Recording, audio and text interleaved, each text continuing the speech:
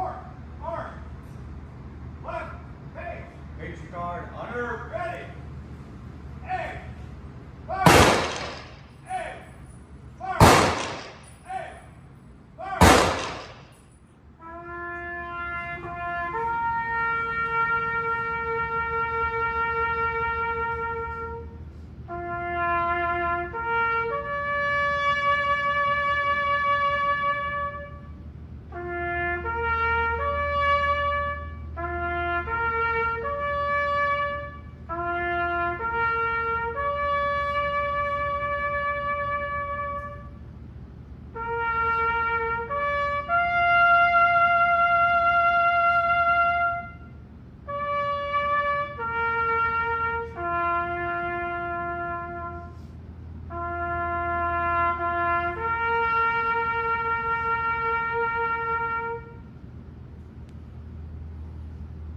Mark, mark. Face your guard, cover. Left.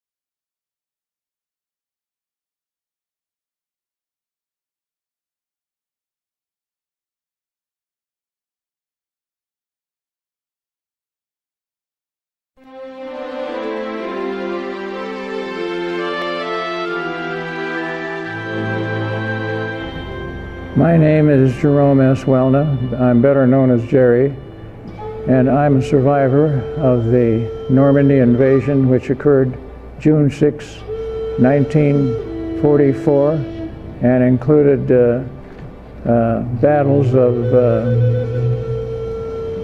Pointe du Hoc, Omaha Beach, Cherbourg, and many other engagements.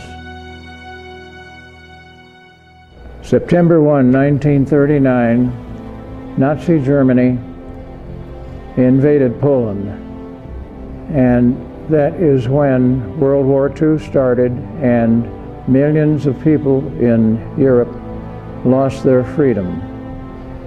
We as a nation attempted to stay out of the war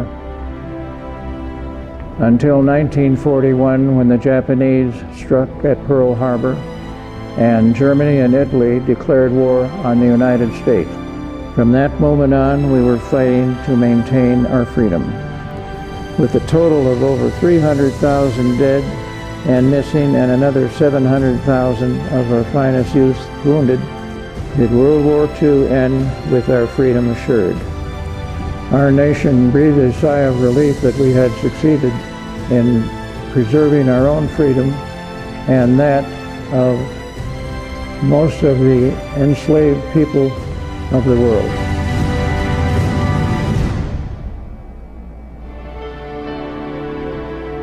One thing we all learned from this experience is that freedom is not free.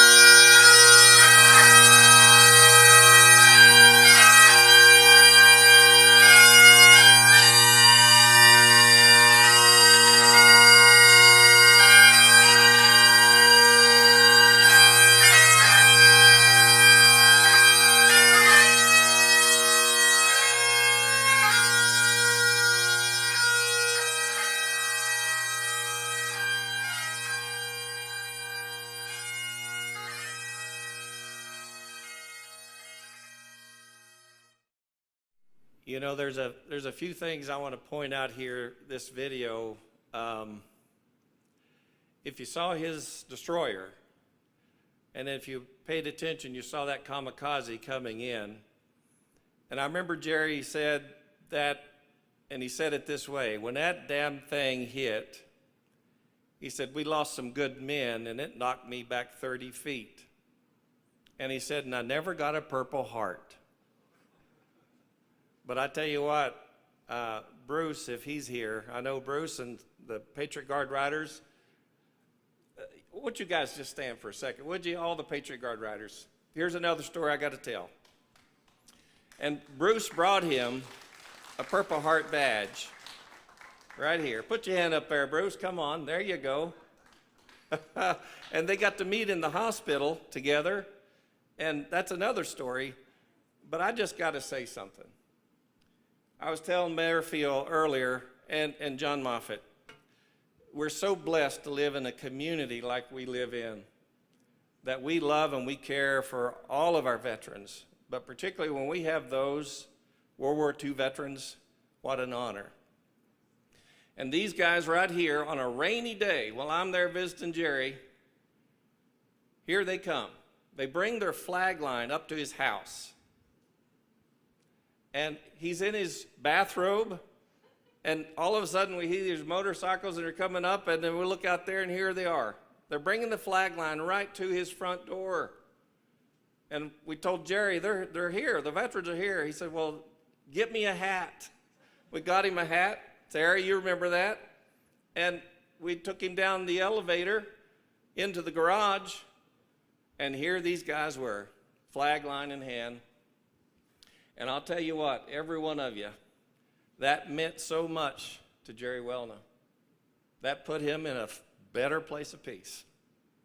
So thank each and every one of you, and I mean that, and for even our Post 6 Honor Guard, our Patriot Guard Riders, and our community. Can we just give Jerry and all of these a big hand? Can we do that? Yep. Jerry would want us to. Okay. You can be seated now. You see these three guys up here? They were special to Jerry. And we're going to let them come now and share their hearts and their experience with Jerry. Mayor Phil?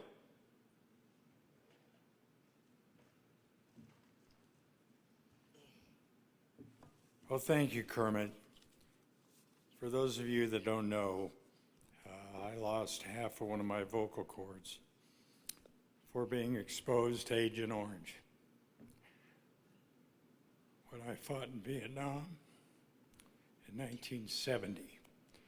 So it's not so much emotion, it's just the fact that the vocal cord doesn't work the way it should.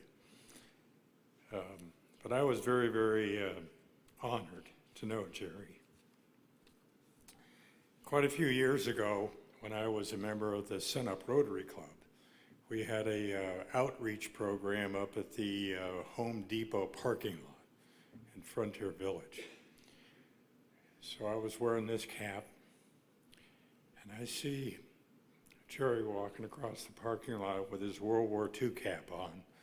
So I went over to shake his hand. So he looks at my cap and he goes, 101st Airborne, huh? I said, yes, sir. He said, did you make that jump on June 6th? I said, sir, I'm old, but I ain't that old. So that was the first time I met Jerry. And then when I was raising funds for the upgrading of the All Veterans Memorial in the Courthouse Plaza, where we added almost 40 names to that plaque there that were missing when it was originally dedicated in 1989, I went over to the breakfast group in the back room of Waffles and More. And there's Jerry again. At that time, we had about, and this was only 10 years ago, I think we had 8 World War II veterans, and they've all passed away now. Either that or they're just not in the community. A lot of them will go back to visit family and friends, and sometimes we lose track. But the point is that whole generation now has passed. And then we've got our Korean War veterans that are, I think I calculated you've got to be at least in your 90s now to be a veteran of the Korean War. And then I see all my Vietnam brothers here. So a lot of people are looking at us as the senior members of that generation.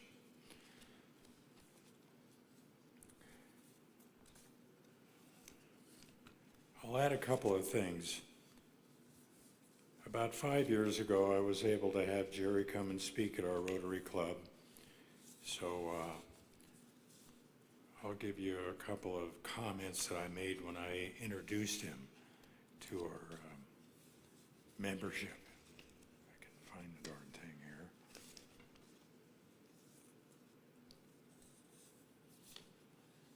All right, where'd it go?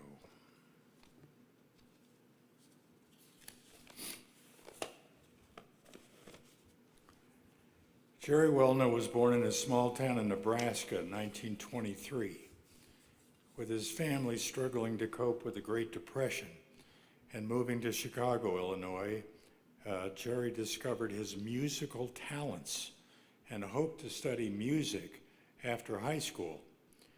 But with the winds of war blowing progressively stronger in Europe, Jerry shifted his studies in preparation for inevitable military service and joined the ROTC. Deciding to leave college and enlist in the U.S. Navy, Jerry reported for active duty in January of '43 and was chosen to be trained as a torpedoman. He was assigned to destroyer duty on the USS Barton in late 1943, and 6 months later, Jerry found himself and his ship traveling across the English Channel toward the beaches of Normandy, France. Jerry's experience during the invasion of France and later in the many sea battles against the Japanese in the Pacific, simply because the Barton was so blown to hell that they had to tow it back to England to try to recover it and repair it.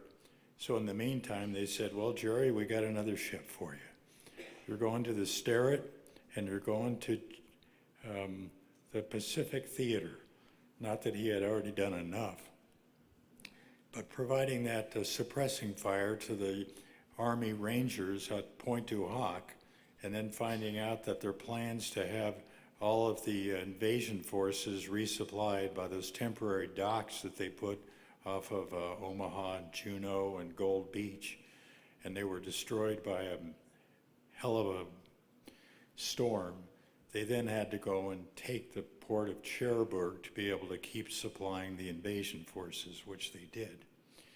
And I don't know if a lot of you know, but they actually took a round in the bridge where Jerry was stationed with the ship captain, and that round stuck right in the side of the bridge, and it never exploded.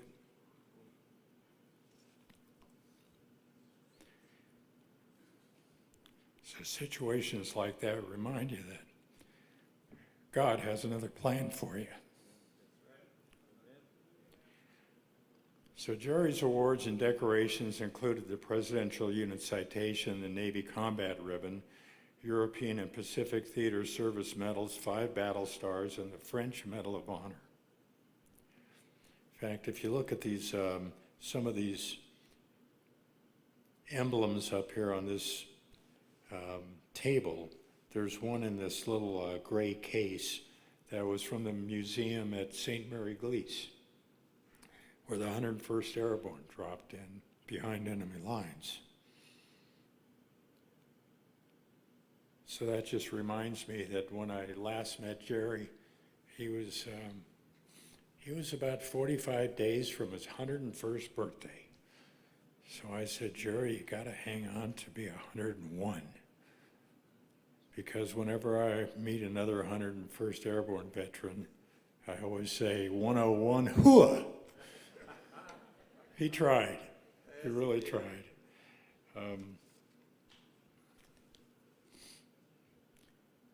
I will mention Jerry's terrifically written Destroyer Sailor's War book. I don't know how many of you have one of these, but I've read a lot of memoirs from veterans, And this is by far the best memoir book that I've ever read. And it's even been assigned to the Naval War College and the Naval Historical Foundation at the U.S. Naval Academy. So I can tell you that Jerry is very proud of his membership in the Scottish American Military Society. He wore that kilt as much as he could, along with you other guys out there.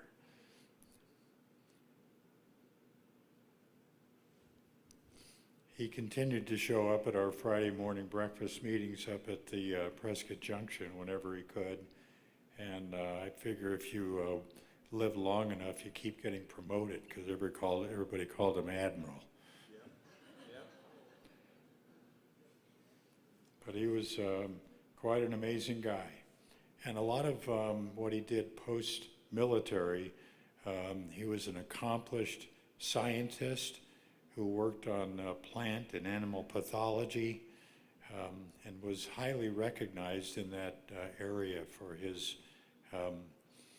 discoveries. So let's not diminish that either. But he was being able to be here in our community for over 25 years. I just felt so privileged to get to know him, because ultimately he's truly what you call a hero. I know a lot of you guys that fought in combat. We don't call ourselves heroes. We just do our job. And we look out for our brothers on the left and the right. And if we can complete the mission, then we've done what we expect to do. And Jerry couldn't be more an example of a true hero. That word is way too commonly thrown around these days, and it should be reserved for the guys like Jerry, who really earned it. So I'll certainly miss Jerry, and I think our whole community will miss Jerry. Everybody knew him, realizes there was a special place in their hearts for his friendship. And being able to have his book inscribed, best wishes to my friend Phil Good. I'll always cherish this. And may God have mercy on his soul. Thank you all. Thank you, Mayor Phil.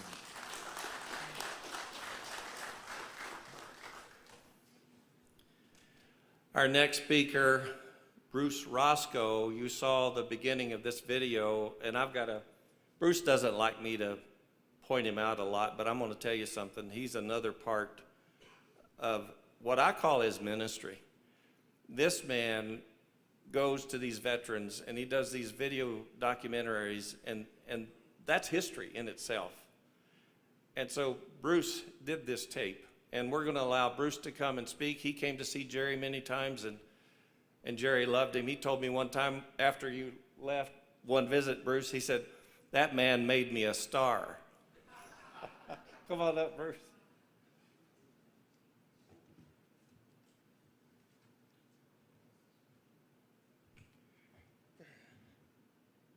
I'm no star. He is.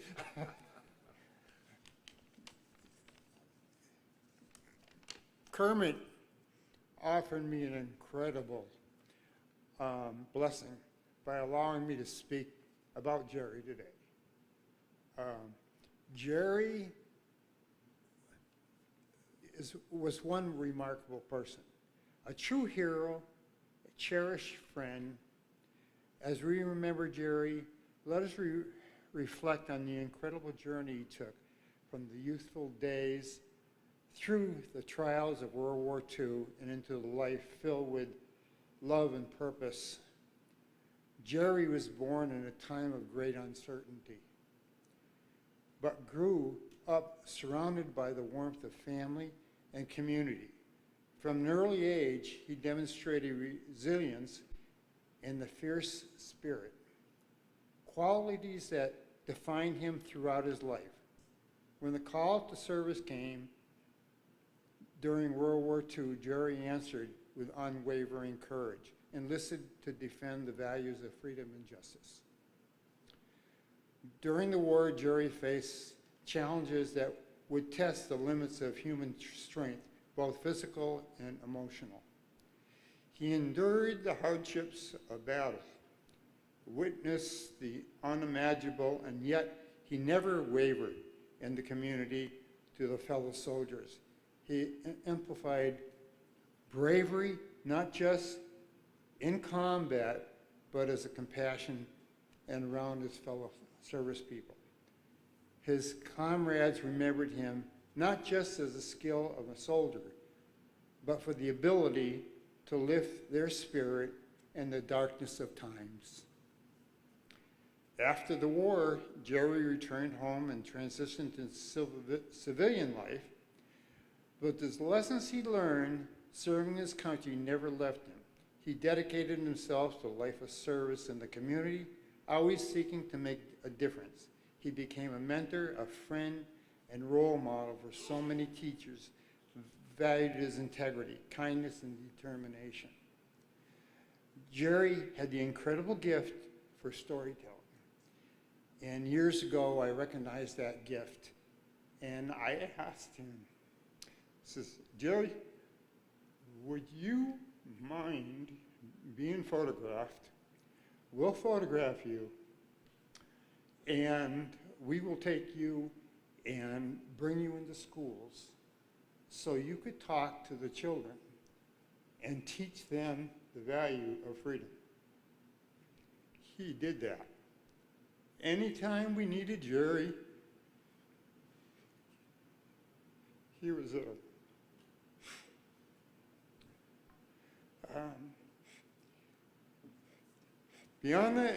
Beyond his heroism and service, and laughter brought to a gathering, just a second.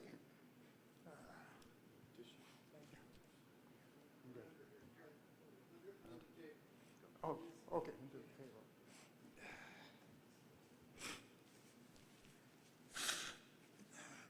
Excuse me. As a reflection on Jerry's life, let us not remember him solely as a war hero, but as a man who lived with heart and purpose, a man who impacted everyone he met, and with the kindness and bravery inspired us to rise above challenges and to embrace one another with love and respect. Today, as we celebrate Jerry Welna, let us carry forward his legacy. Let us honor his memory by continuing to stand for what he is embraced for. The courage in the face of adversity, and above all, fostering a spirit committed to kindness. Thank you, Jerry.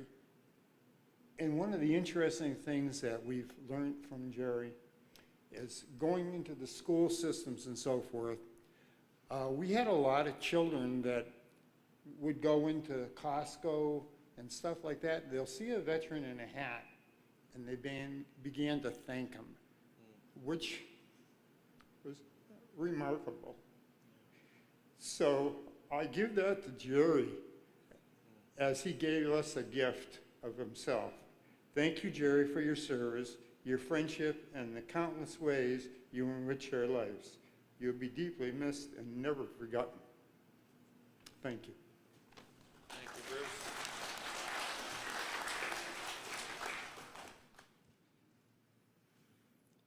Bruce. Again, that's Bruce Roscoe. And if you've never gone online to visionofvets.org, go there. That's where he has this library of these interviews of veterans from our community and how they served, including Mayor Phil. So visionofvets.org, go there and visit that sometime. Now, I've saved the best for last. Here is Chaplain John Johnson. Come on up here. Now, I'm going to tell you, this guy right here, he's got a lot of my attention because we've talked about this breakfast for veterans. This guy not only served uniquely in his time as a Marine Corps chaplain with special duties, and we don't have time to go into those. But this guy right here has not quit serving the veterans of this community. Every Friday for how many years? 17. 17 years at the Junction restaurant there. And I've been there 35, 37, 40, 48. It just keeps growing. So Chaplain John is one that Jerry loved and favored. And that's where Jerry became known as the Admiral. And Chaplain John's going to share with us now what he knows that he needs to bring on Jerry's behalf. Thank you. You bet. Get that up there for you. A great bunch of you guys. All knew Jerry. I only known him for 25 years. Before he came to our group, I knew him.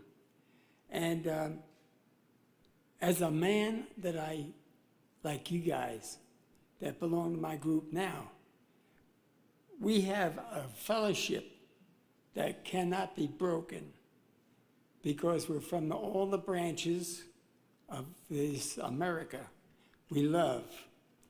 They come and fellowship around each other in such a way that we have a great bunch. And in the time that I've been there as a chaplain, well, I had it way before I made it, organized it as a group. I made Jerry, I changed his name to Admiral. How many remember that? And I know we fought the Germans. They would call them Jerrys. So I changed the name to Admiral. And when we did this as really loving him, when he used to come into our group, we all stood up and clapped because we missed him for maybe a couple weeks, but then he came. Okay, number basically is when we had, at that time, I made him an honorary member from the beginning with Jim, who was my secretary. When we had the memorial for Jim at the cemetery, he came wearing his kilts. And those benches are either red hot or ice cold. So you can imagine the feeling he had when he sat down. Okay, now back to my thoughts about Jerry. He was, yeah, he was very happy to be Jerry, but happier to be the Admiral. When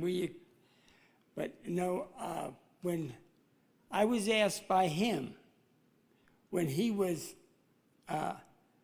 getting ready to go to heaven, he says, I want you to tell the people that are listening about salvation. I get really excited about telling the people about Jesus. You know, there was a verse over there in Psalms 116:15. It says, "Blessed are the sight in the Lord of the death of his saints." So he's on his way. Amen. And now he asked me, well, how do I get there? And I turned to the book of Romans, chapter 3, verse 23.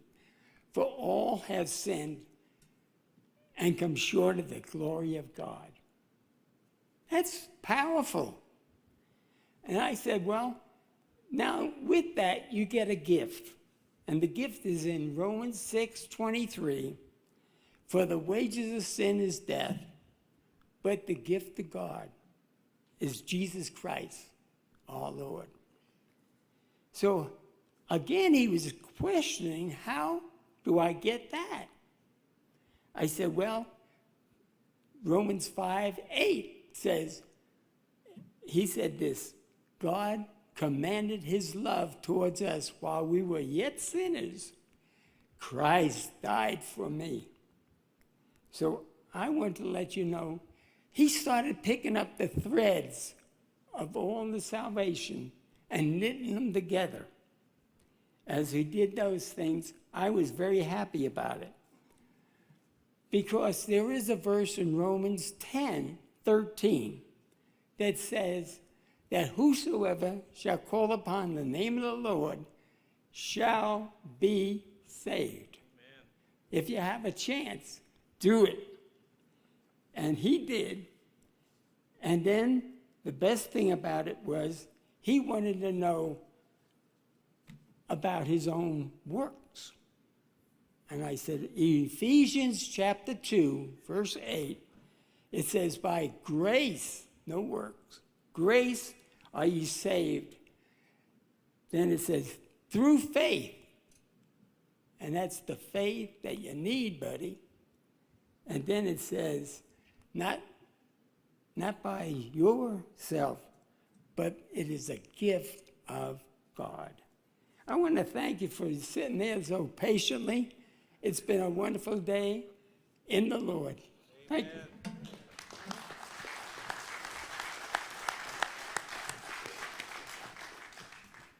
It don't get no better than that. Chaplain John Johnson. And I can't say enough, again, about our community and its individuals like this. And look at him. He's still going. He's serving veterans. He's serving community. He's precious. And now I gotta share something, and this is for you, John. Because I would tell Jerry who was going to come by and see him today. And I told him, I said, Chaplain John's headed over. And this is when he was doing pretty good. He was still with it. And he said, tell him that I'm saved. I said, okay, I'll tell him. But are you saved, Jerry? You know, but yeah. But he loves Chaplain John. He loves that whole group of veterans and Patriot Guard riders. Cannot say enough. But I think with these three men, with what they've shared today and with what you've experienced in Jerry Welna, I'd say we're all blessed to have known him. Because Jerry just doesn't know you. He ends up loving you his way. And he understands you his way. But that's Jerry Welna. But with that, I'll tell you what we're going to do today. This is somewhat special because it is Jerry. There's John. John Moffitt. He is, can you stand up, John? I told him I wouldn't put him on the spot, but I'm going to. Because we're going to do something special today. As we discharge from this service, I say discharge because Jerry is going to be honorably discharged again today. And with that, we're going to do a little thing, we call it Honor's Way. And we're going to have the veterans that can, we're going to bring up, and we're going to get Jerry ready for his transport and his discharge out of here. So for any honorable veteran that is here, when we begin this moment and this escort out, we need our pallbearers. You want to get, yep, you guys come on forth, and Kelly and Anita.